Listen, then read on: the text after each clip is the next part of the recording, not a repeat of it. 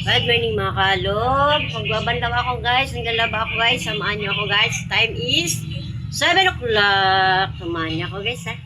Hanggang pagsampay.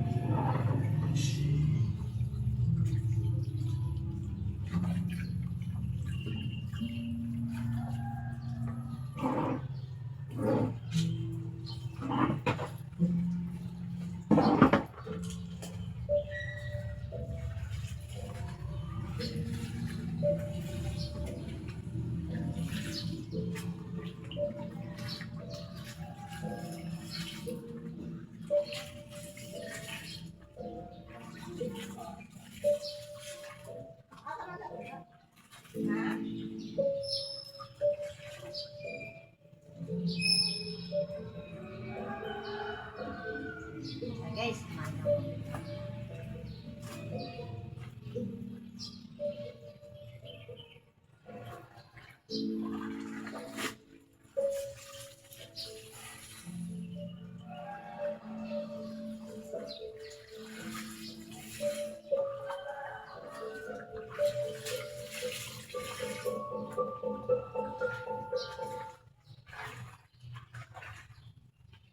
alam ko ang lahat ng busy.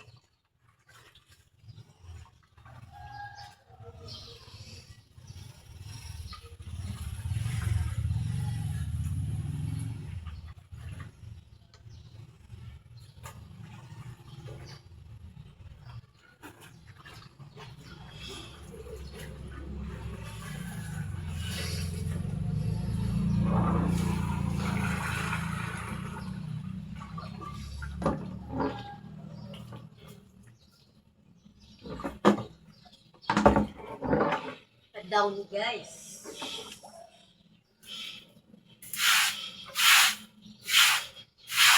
Alam ko yun na miss. Mahal ko rin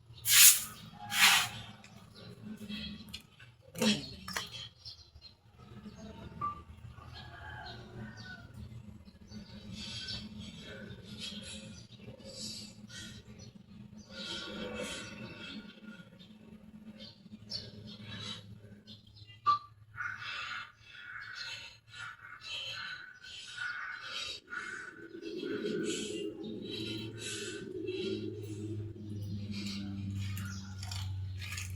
Downy.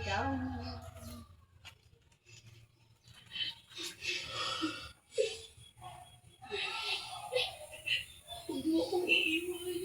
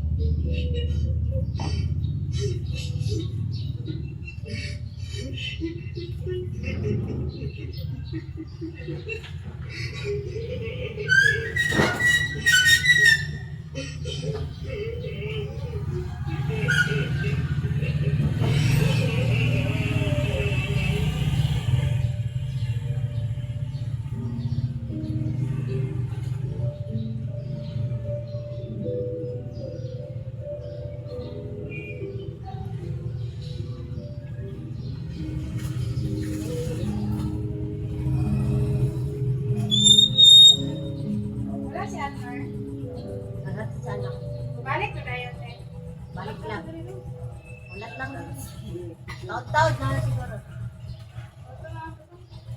Wala tarang niya. Natagasa siya. Magunsaman mo. Wala tarang lang.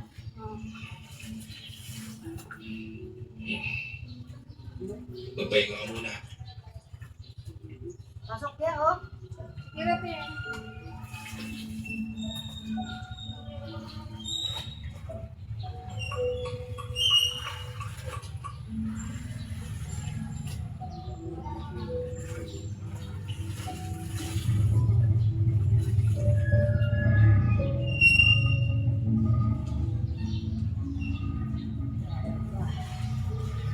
Lakaw lang dyan siya.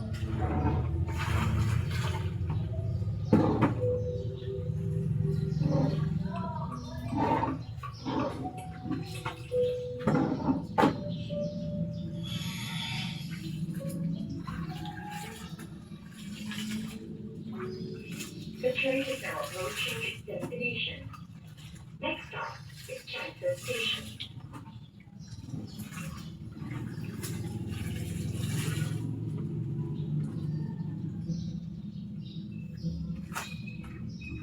Excuse me.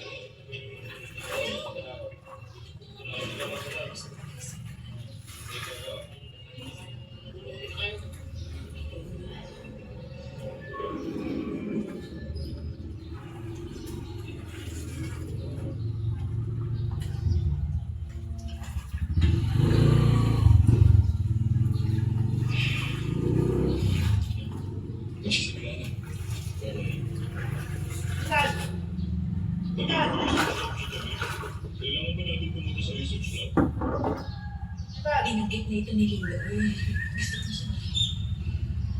Salamat at nangyayaan mo akong ibang gusto ko magkaroon ng matibay na wala pa sa station. So kung sino man ang papayag na makiisa sa research na makatanggap na rin consultation, gagamitin ko ang bahagi ng mga evaluation sa ginagawa kong research. Ito, kumuha kayo ng isa.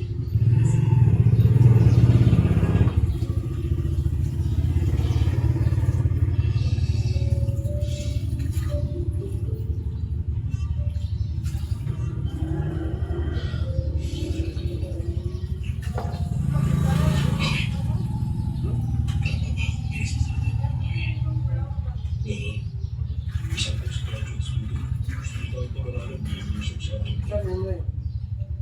magandang tuwari. Sa mga sasali sa pag-aaral, umasa kayo na magiging confidential. Ang mga personal na information. Pangalawa, protektado kayo. Kasama na rin ang edad niyo, pangalan niyo, at kung pakilanlan. Ang mga personal na informasyon niyo, pangako ko sa inyo, protektado. Kasama na rin yan ang edad niyo, pangalan niyo, at kung pakilanlan. Kapag nailahad na ang pag-aaral, walang makakaalam kung sino kayo. Dahil gaya ng sinabi ko, sisiguro nito na kaprotektahan ko kayo. Kahit isang research na ito, siguro ang isang trees Ha? sa Chat mo?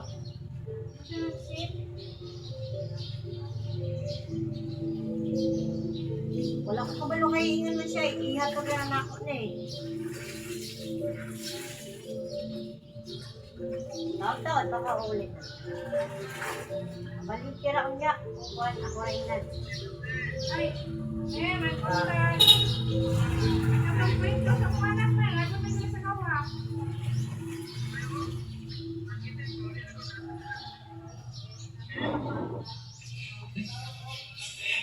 Hello, Kaniga. Labas mo na tayo. Lala daw.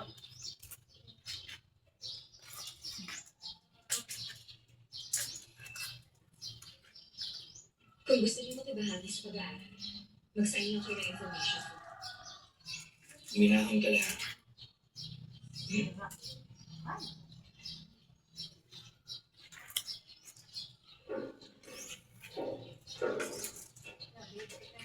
Nagkita na ba tayong dalawa? Ikaw yung tumulong kay Ian nung nagwala siya. Nagalit ka sa mga tao ang doon pa rin sa akin. O bakit? Ayos ka na ba? Gusto mo na ba tayo sa sarili? Hindi na salamat.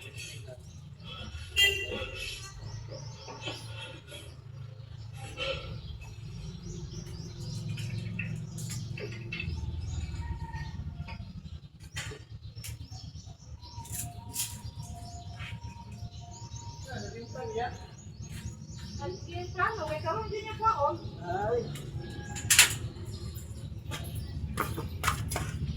Hindi na namin.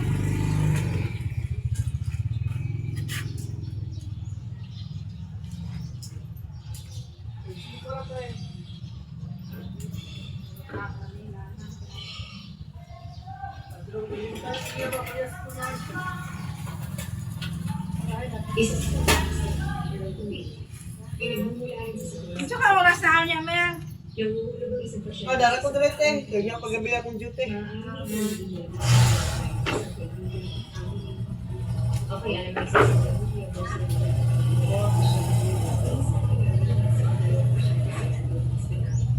Iginiit nila na asawa sila ni Angela. Kadalasan ng research ay nakafocus sa pharmacological or synthetic. O yung mga bagay na mga Kung isa pa na drama. ay nursing o pharmacological sa mga Ako sa kadalik. Balik sa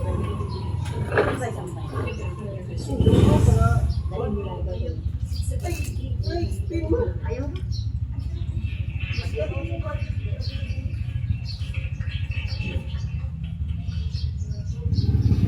Sa consultation na lang po yan para sa pag...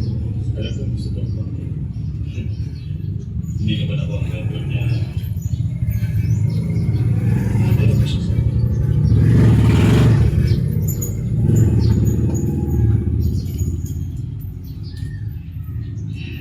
Mag-i-ista din.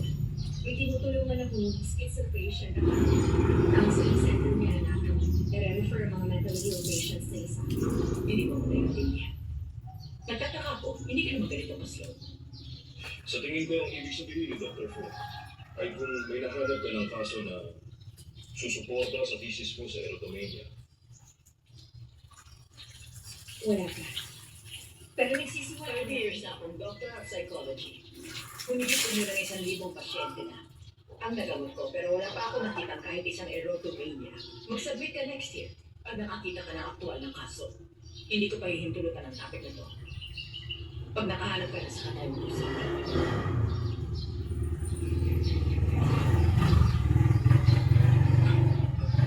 Pasensya na nauli ako.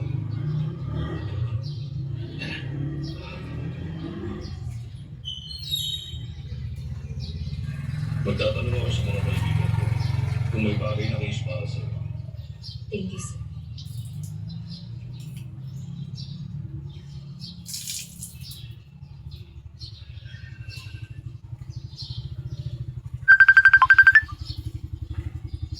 Hindi na naman ako makatulog kagabi.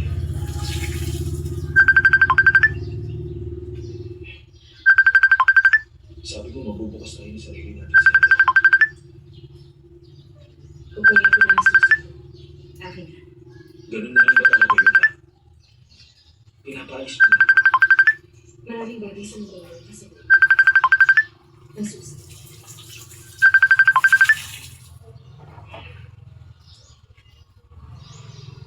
Ilang lalaki na ba ang binigyan mo ng susi niya?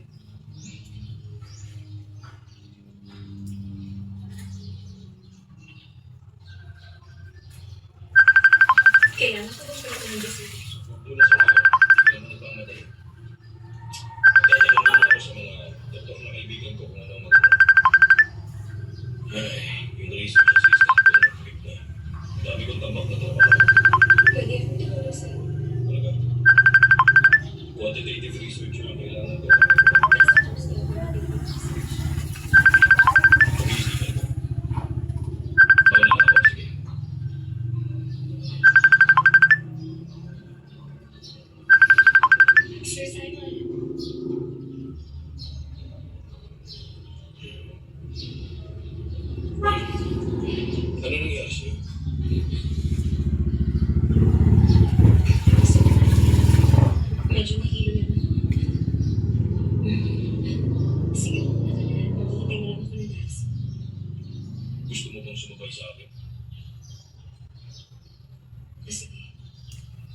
Halika na.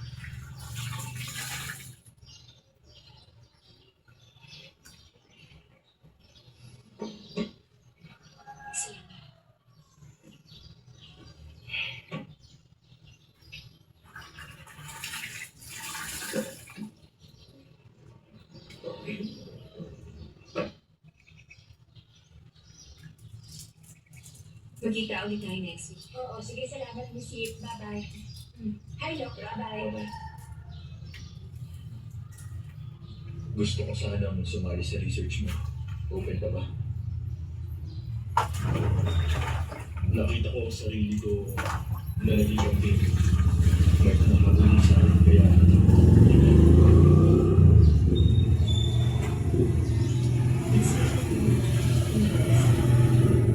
isang batang babae. Pero sa panaginip, kilala ko siya. Sigurado ka ba bata siya? Baka naman girlfriend mo. Pwede rin. Ang ibig sabihin niya, hinahabol sa panaginip. May kinatatakutan ka at gusto mong takasan. Pilit mong nilalagay yan sa likod ng isip. Gusto mo bang pag-usapan natin siya?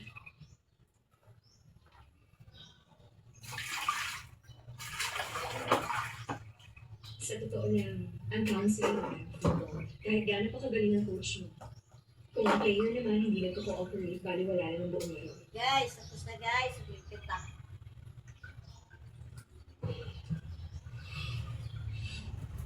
Hindi naman talaga totoong may girlfriend ako.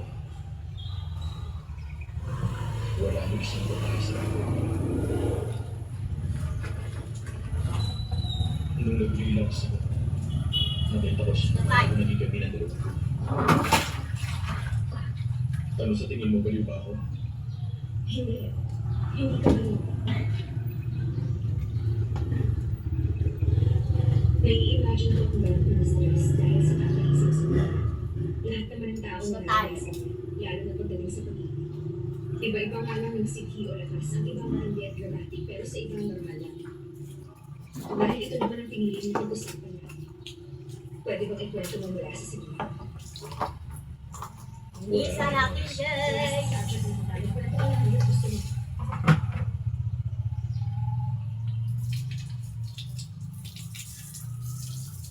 Sige, next time.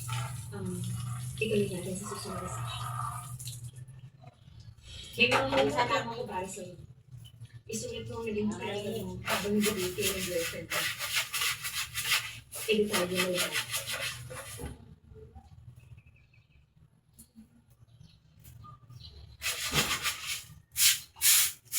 Okay.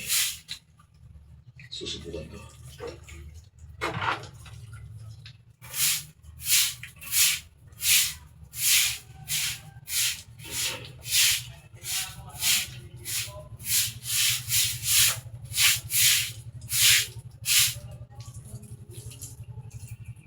Guys. Namatay ang mama niya last year. Ikwento mo ang naging relasyon mo sa kanyang ina. Sinabi ng nurse ang todo na yung matas. Tulad ng tagamahal na binigay sa kanya. Magandang basihan mo. Bakit hindi mo inilagay sa report mo? Malaking factor sa behavior. Akala niya walang ganda sa kanya, kundi ang mama niya. Ito ang nagtula sa kanya. Ang nanay ng happy sa kanya. Ikaw ang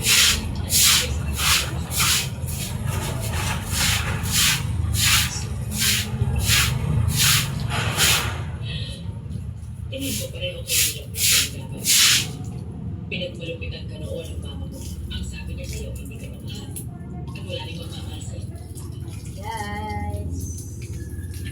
Sinabi ko nga pala lahat sa inyo. Nagawin mo sa iyo ng bilis. Ang mga sinabi ko, nagkaroon ng malalim na epekto sa'yo. Akala mo hindi ka nakapagdapat natin.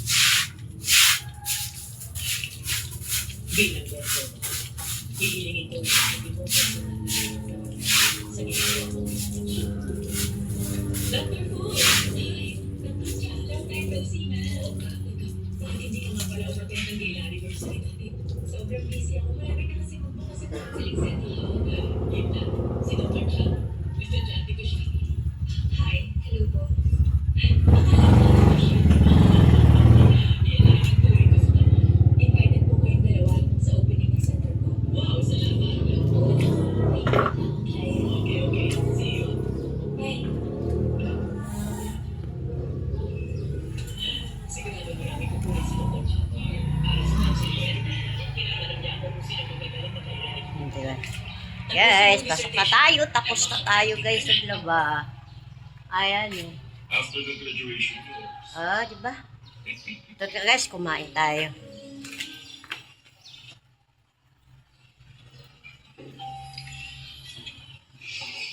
Lok, hindi ka nagre-reply ng mga message ko. kasi hindi ko alam kung paano mag-reply. Nalilito ako. Sabihin mo na, gusto mo ba ako o hindi? Ang totoo, gusto naman kita. Kaya lang sa ngayon, hindi pa ako ready. Pasensya na.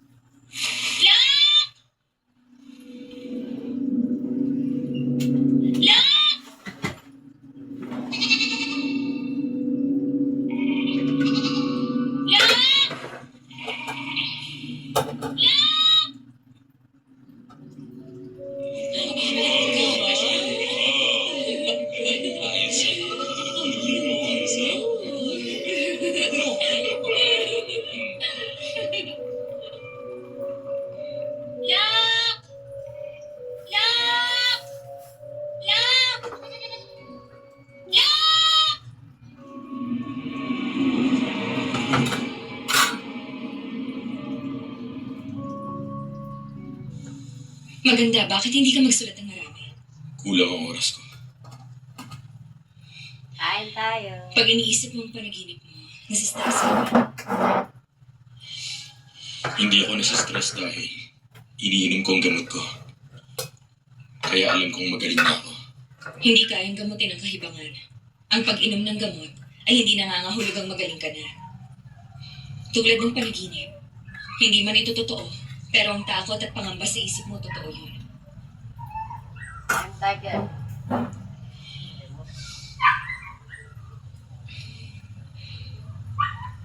Siguro nahihirapan kang harapin dahil naaapektuhan ka.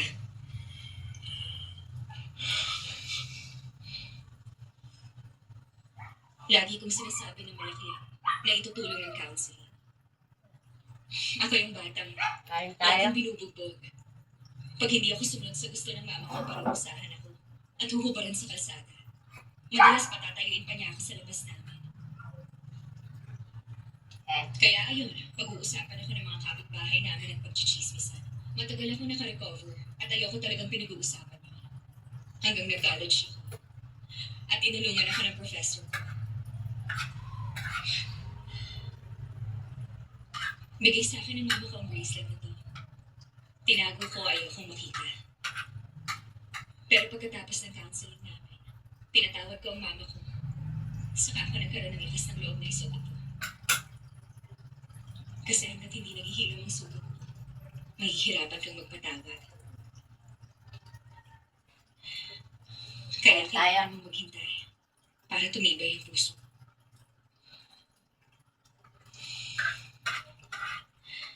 Mag-break muna tayo.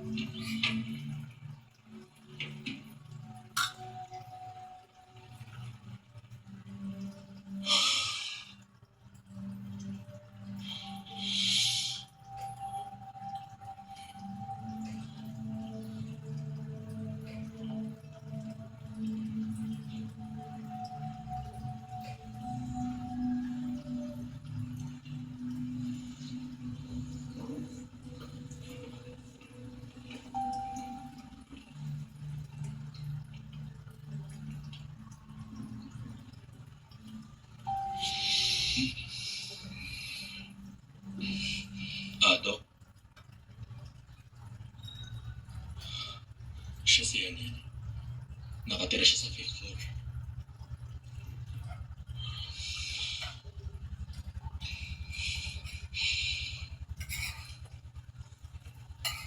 Ano ang ugali ni Yan Yan? Kain tayo. Inosente siya, palangiti. Maputi. Maganda. Mahabang buhok niya. Mahilig siya maglalim ng buhok, kaya. Kung nakikita mo siya sa isip, nahahawakan mo rin ba siya? Hindi ako nagdalawang isip na totoo siya. Parang ikaw lang sa ngayon na nakakausap. Normal lang ang samahan namin. Madalas, maghapon kami magkasama. Nahahawakan mo siya gaya ng ibang tao, nakakasalamuha. Walang pinagkaiba. Parang ikaw lang ang nakausap ko ngayon. Naging malapit ba kayo? Nahalikan mo ba siya?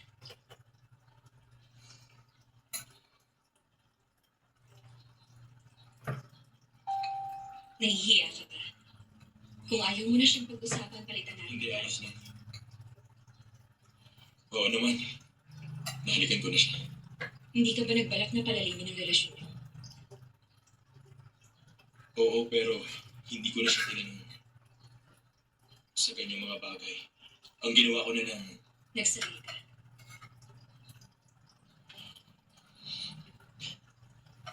kailangan ba talagang pag-usapan to?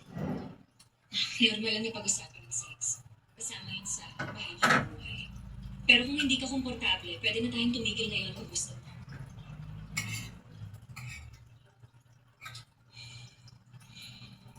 Isusulot ko na lang lahat. Mabuti pa nga.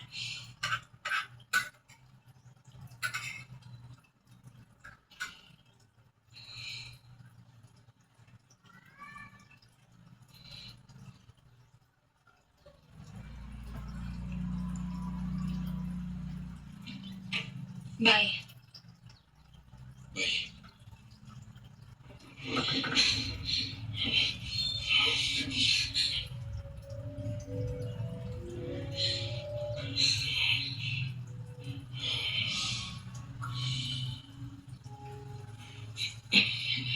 Ano yung gusto mo sabihin?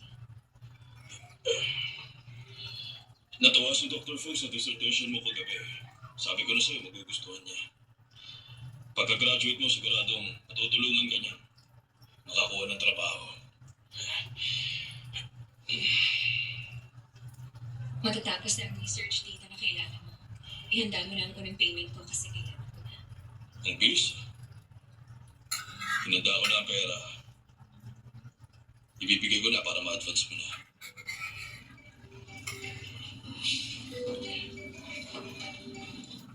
Hello?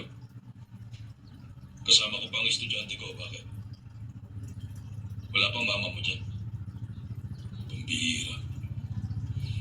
Sige, uwi na ako.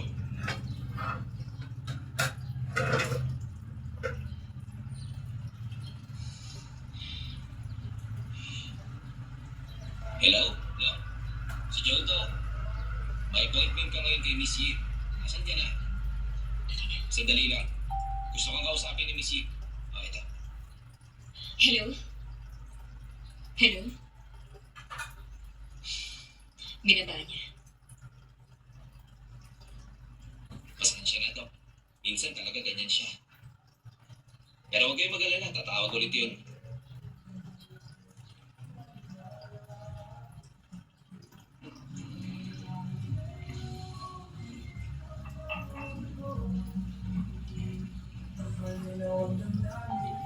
Guys, salamat.